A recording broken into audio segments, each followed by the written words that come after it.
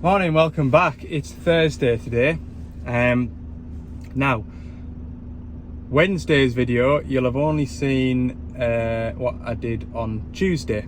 And that's because when I put all the clips from Wednesday and Tuesday together, the video amounted to like an hour and 20 minutes, which, to be honest with you, when I was 30 minutes into editing it, I thought that's probably plenty, so I thought I'll just split the days in half. Now, Thursday today, like I say, what I'll do is I'll put Wednesday's activities in to the next clip that you're about to see, and then you'll join me back in the yard on Thursday.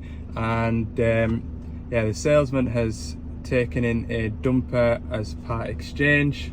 It's sat in the yard for a couple of weeks and now it won't start, so we'll go and get a look at it and see what we can come across. Morning, it's Wednesday and day of 20 tonners to service today. 225 LC-7 I've just pulled up to, and then there's another 225 a bit further down the road. So yeah, this one is on behalf of another dealer. So yeah, that's all I really know. It missed its 250-hour service, which is its first service, and it's on 500 now, so we'll be doing a 250 and a 500-hour service. So yeah, we'll get the keys for it and we'll get a look over it. So we're on this new 225-7. Now, one of the faults reported with the machine, other than just servicing it, was the front camera isn't working. Now on these -7s, you can spec the machine with the AVM system, which stands for All Round Visibility Monitor, which is like, comes as a second screen which picks up off these mounting bolts. You get a second screen here. You have a camera which is in the front battery box, camera on the diesel tank, on the rear of the counterweight, and sort of behind the cab around there. And those 4 cameras produce an image which gives you basically a bird's eye view of all around the machine, so you can see what's going on. So I was thinking, well, if the cameras are the same part number and the one at the front isn't working, I was going to rob one off the back and plug it into the front and see if my image appeared at the front, and that would tell us if the camera had failed. However, when I've got here, I thought, oh, that's a bit unusual. The camera is mounted on the front of this demolition guard, and then it had this monitor in, so you can see this monitor here. I've got a black spot up at the front here, and that front camera isn't working. So this is actually an aftermarket camera. So I don't know who's fitted it, because obviously we didn't supply the machine, but I'll show you what I've found is the problem. Yeah, so when this extra camera kit's been fitted, they've run the wire out from under the cab, which maybe isn't ideal. I probably myself would have run it through this grommet here, but they've run it out from between the frame and the cab. The cab is on rubber mounts, and this plug here, which you can see is damaged, was shoved into there like that. So as the machine's tracking about, it's just constantly crushing this plug. You can see in there all the wiring and the conduits all damaged and broken. So that's the fault with that. I'll have to get on to the other dealer, see where they got the camera kit from, whether it's a warranty job for the folk that fitted it or what the crack is. I'm not entirely sure, but yeah,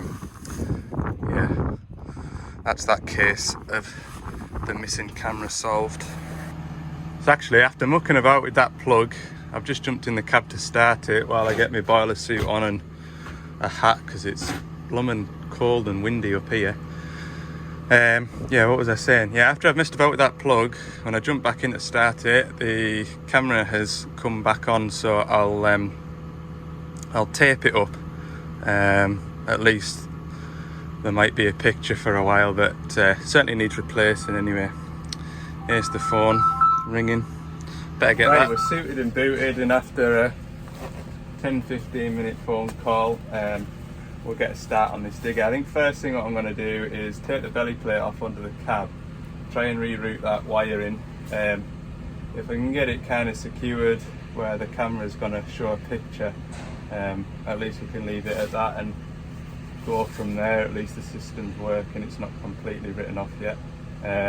So yeah, I'll pull that wiring through from under the cab, and it may be that it doesn't reach through that grommet hole, but we'll try. I've got it fed out through here. I did have it plugged in and I can see the screen there. I've got it turned so I can look at it. You could only really get it to put a picture on if you kind of held it tight and twisted it slightly.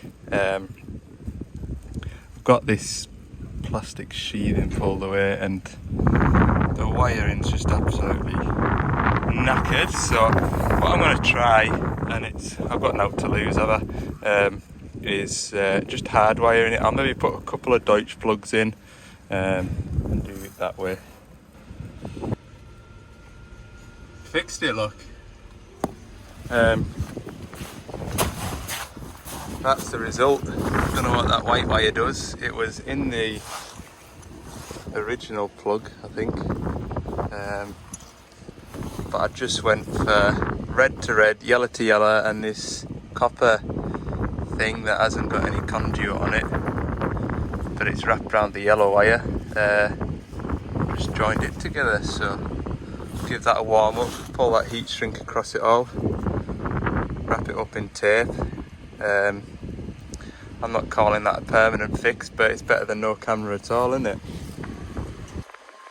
It's not pretty, but I think that'll do the job alright. Like, temporary fix might turn into a permanent one, we'll see, but at the end of the day I've got the camera working again. So I mean, do you really need a camera on the front when you're looking out the window? Don't really know, but at least it provides the full picture, I suppose. Right, I've got all my oils draining, hubs are draining both sides. I've got the slew gearbox draining, and I've also got the engine oil draining. Got some filters changed now. So on the Dash 5s, we would have a fuel filter in here, and we'd have a fuel filter over in the radiator cover. But both fuel filters are now over in the radiator compartment. We've just got an engine oil filter and a pilot filter in here. This big red valve block here is an aftermarket rotate kit. Instead of having a piggyback pump that we would normally fit to these machines to run a rotate kit, this kit takes a feed directly off the valve chest. Benefits of this kit over a sort of Doosan factory fit option, or an option that you can fit in the workshop before it leaves the workshop. Benefit of this is I think it runs at slightly higher pressure and you can get a much higher flow rate through it as well. Yeah, downsides to it, I don't really know. You don't have you see the black pipe work running up the boom there. With the Doosan kit you would have your sort of orange steel pipes which kind of look a bit more factory, but yeah, plus or minus. I think both kits are roughly the same price off the shelf, so just whatever's available, I suppose. Get this engine oil filter off. Use my grips, I think. It's not too bad. Now we'll get this one changed out. Do the pilot filter while we're in here. Move to the other side. There'll be a return filter to put in this as well. 2 fuel filters, pilot filter. I think that's it for the service. We're nearly done in here now. I've just been talking to the driver, asking him what he thought of the machine, because I know this firm here run a lot of JCB and a lot of Hyundai, and he says either the levers took a bit of getting used to, because Doosan are renowned for having quite a light lever, sort of a light touch to them, compared to other manufacturers. He says once I got used to the levers, he says, "Bye, what a bloody good machine it is," he says. And says, "Oh, I'll have to get that written down and put it on a flyer. Bye, what a good machine it is."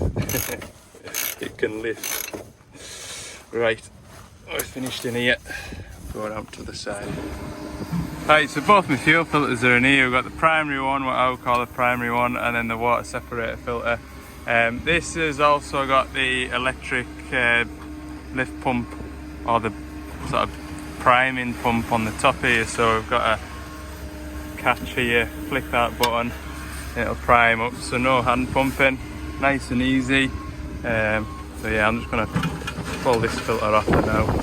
So while I've got the water filter off, I'll pull this filter off because I think the water filter will be more in the road if I fit that first and then change that. So that's what I'm going to do next, grab my filter pliers and get that whisked off. I've got both my new filters sat there ready to go on. So update, this filter here was unreal tight. Like, I had my feet flat against that heap of stuff, pushing with my legs, try to get it to come away. In fact, you can see I've probably bent that bracket back a little bit, trying to get it off. Anyway, got it off and it spun off no bother. Went to fit there's the old one, look. Went to fit that new one on. I could get it on three or four threads and then it just locked up on us. So I had a look at the threads on the new filter, they didn't seem too bad. Had a look on the filter head, I thought, well, they look alright as well. Checked the part number of the filters, everything was okay. So I just kind of spun it off and tried again, and I tried again about half a dozen times before it took, and it just spun on free a little bit. I don't know what that was all about. Anyway, both filters done. We'll just bleed the fuel up now. Nice and easy. Right, last filter, hydraulic return filter, just under this cover. Bring the bolts off, take a spring off, take the cap off, pull it out, and then put oils to put back in. I've done the slew gearbox and I've got engine oil to put back in it. That's the engine oil put in it. It takes about 27 litres. So when I go up my next one, I'll have a nice half drum that I can pour in and a full 20, and that'll see to both of these 20 tonners that I've got to do today. So yeah, I'm just going to go and start it up now. See what happens. Right, well, lunchtime, 27 minutes past 12. I'll just pull off site, have a bite of lunch, and then I'll continue down South Cumbria and go and get this last 225 serviced. Alright, next 225, we're in this quarry, where the van's sat. I'm in and out them back doors, it's a bit clarty, but fella said if I level some of this out, put the digger up on there, I can pull my van onto here where it's a bit cleaner. So that sounded like a good idea to me, so that's what I'm going to do. I'll have a bit play with the digger. Oh, I'll tell you what, I hope this rain goes away. I do.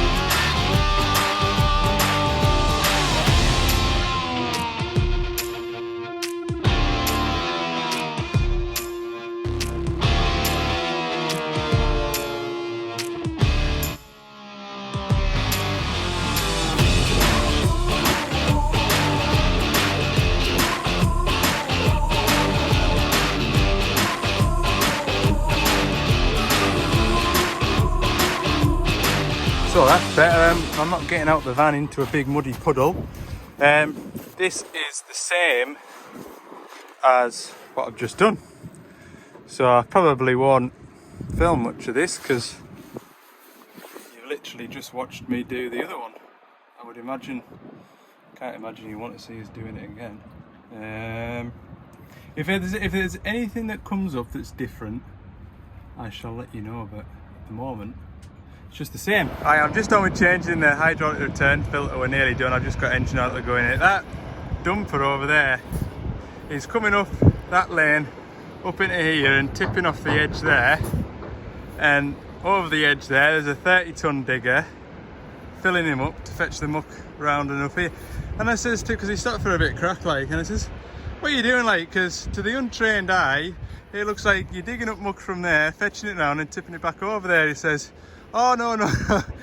He says 18 months ago they were digging the muck out of there, like that edge there, and tipping it over there, and now they're digging it out of there and tipping it over here, so they're sort of backfilling it. But to the untrained eye it just looks like they're shifting muck for the crack. You had to laugh, like I did. Oh no, we're tipping it from one spot to another spot. Oh dear. Yeah, well I'll get on with this return filter. So I've had that digger serviced. While I was servicing it I had a phone call, and you remember that DX10 that I had multiple jobs to do? It appears to have sprung another oil leak. So obviously I was South Lakes, and so I'm halfway to where it was. I said, right, let's go and have a look at it, because worst case scenario is if there's another pipe burst or rubbed or out like that, I could take it off, I can go home tonight and in the morning get a pipe made and come back down here and fit it. If I saved it till tomorrow, I could be, well, it's 2 hours down here, you know, and then take everything off, find which pipe's leaking, get a new pipe made 40 minutes away, 40 minutes back. Before you know it, you're mid-afternoon tomorrow. Yeah, worst case scenario is we're back down here tomorrow with a new pipe, and we'll be back up in Carlisle for lunchtime, like so. So here we are then. I've got to the bottom of the oil leak. See that elbow on the top of that rotary coupling where it's cleaned off, right in the middle of the picture there. That fitting was loose. Now I was nowhere near that because I was in at the other side of that rotary coupling putting that pipe on. So yeah, I pulled that off, replaced the o-ring on it. But why have I got the dash apart? Well, he said the fuel gauge isn't working. Fuel gauge is reading empty. You look in the tank, tank's also actually empty, so I was like, oh well, is it? So anyway, so the easiest thing to do is take this side cover off, pull the float out and put it up to there, turn the ignition on, and it's still reading empty. I've got power to this plug, I've got no resistance through here, so it just typical, isn't it? So I'll have to come back here with a blooming float and put that into it. The joys, at least he can run his machine all day for the rest, well, he can run his machine now for the rest of the week. He'll just have to keep an eye on his diesel tank the old-fashioned way with the old eyeball. So yeah, I'll get one of them organised. We might even have one on the shelf, but I'm not gonna. Ideally I want to wait till I'm sort of back down South Cumbria rather than make a special trip all the way down here just for that 5-minute job. But if I get caught up and there's nothing else doing, then that'll be a nice little ride out. So yeah, I've continuity tested the wiring from here onto the back of the fuel level gauge, and that's all good. Got power going in and whatnot, so it's pretty conclusive that the float has packed in. So now I get the joy of putting, oops, sorry about my finger. I get the joy now of putting all this back together. Never mind, it is what it is. Right, that's us sorted with that digger. 5:25. Better get back down the road, or up the road, sorry.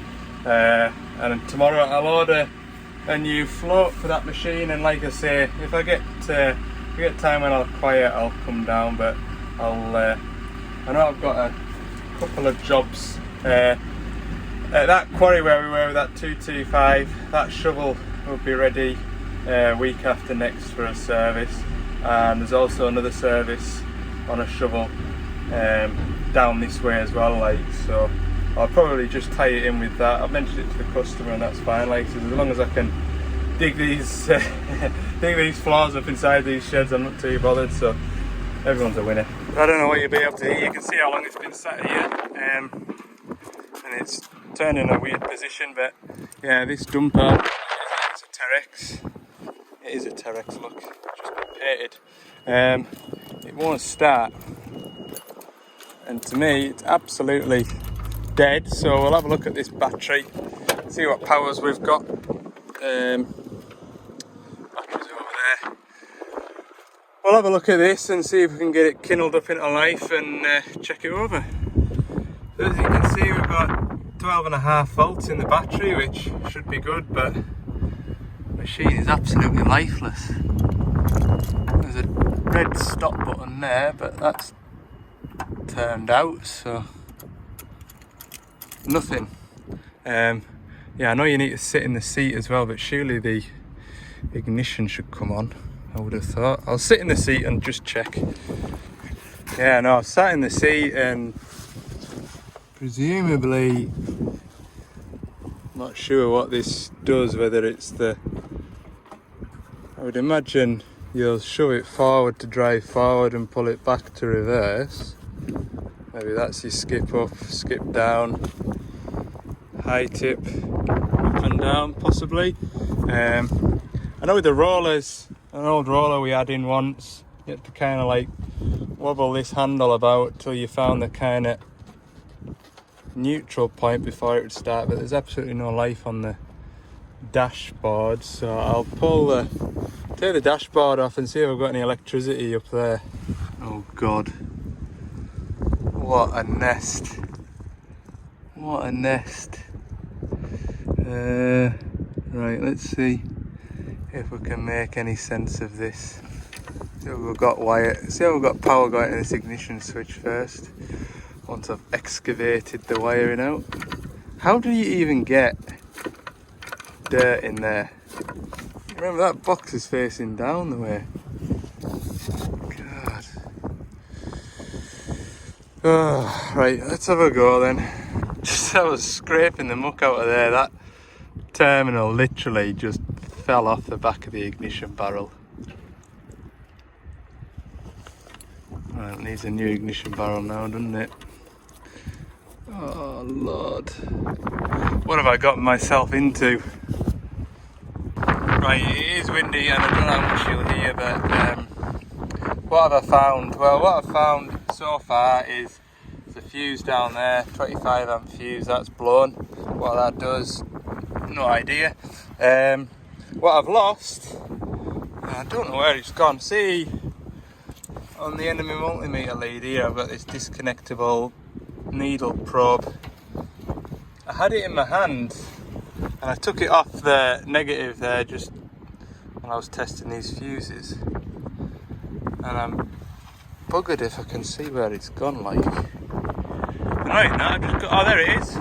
Oh, spotted it. I was looking for that and then I thought, right, let's just carry on and I'll film this bit, and there we go. YouTube saves the day again.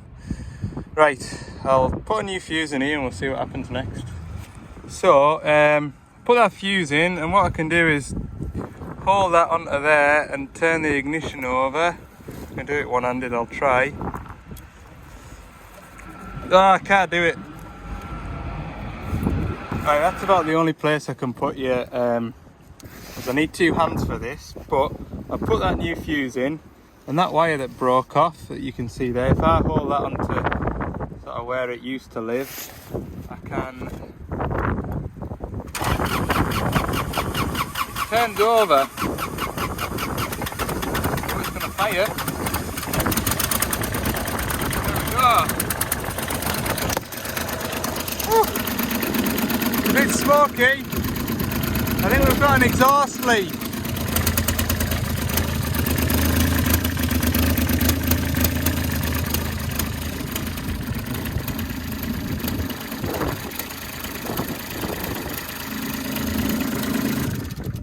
Bloody hell. Yeah, that exhaust is well, it's knackered, isn't it?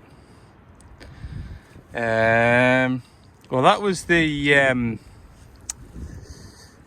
plan for today, is to get this thing started so you can move it. So I'll need a Lucas ignition barrel. I bet I've got one on the shelf over here. I'll go and find one hopefully. There we go, look. I knew there'd be one on the shelf in an agricultural spot. Who doesn't stock Lucas ignition barrels? Happy days. I'll get that one out and I'll... God, the weather's just coming miserable again. I'll, yeah, go and swap this over. Join me once I've fitted it. So, new ignition barrels in. I've left that weather cap on it so it stays dry, even though there's a hole in the top of the dash. There's holes all over the dash. Yeah, I probably should check the engine oil before I go any further. There's something there, look. Bloody hell. Is that... It smells like diesel, it's just got a bit of a blue tinge to it. Probably ready for a change, isn't it? Right, put that in there.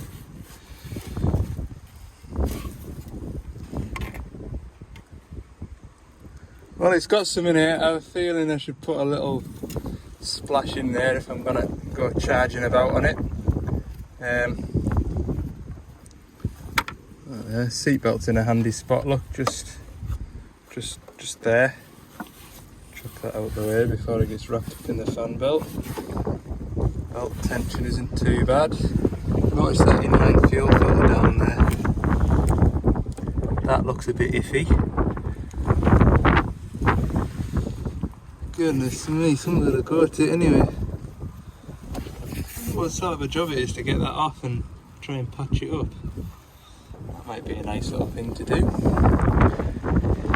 Yeah, I'll go and I'll grab some engine oil and calp a litre or two in and see if we can't get it back up onto the level. Right, topped up the engine oil. We've got hydraulic oil. Fuel is pretty good, isn't it? When I look at that gauge, I'm reading that right. That's full, that's empty. Yeah, there's no reason why we can't just kindle it up and see what happens. I think the hydraulic oil cooler looks damp. How many hours has it done? 2049.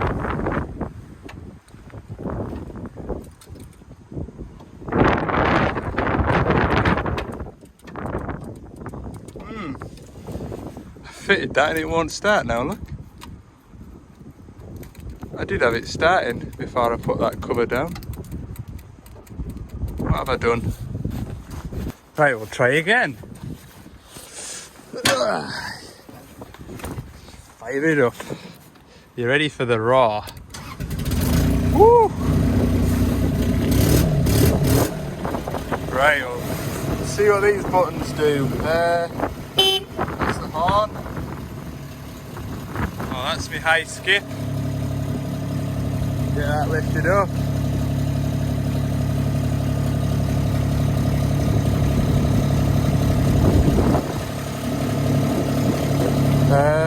That one there, I must tip it then, does it? Oh yeah.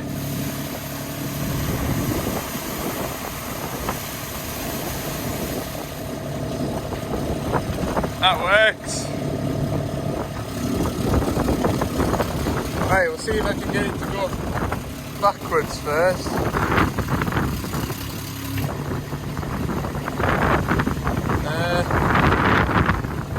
How do you make it move? It won't move. Oh, did something there. Oh! It moves! Why wasn't it doing it first time? I don't know. Science is stopping me. Right. Put that down. Give it a few more candles. Woo!